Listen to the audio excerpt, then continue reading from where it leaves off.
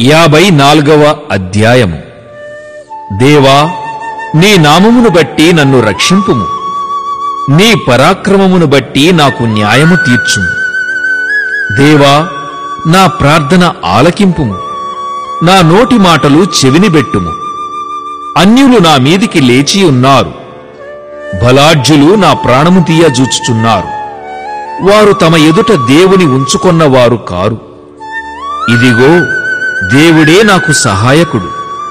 ప్రభువే నా ప్రాణమును ఆదరించువాడు. నా శత్రువులు చేయు కీడు ఆయన వారి మీదికి రప్పించును. నీ సత్యమును బట్టి వారిని నశింపజేయుము. సేచార్పణలైన బలులను నేను నీకర్పించెదను.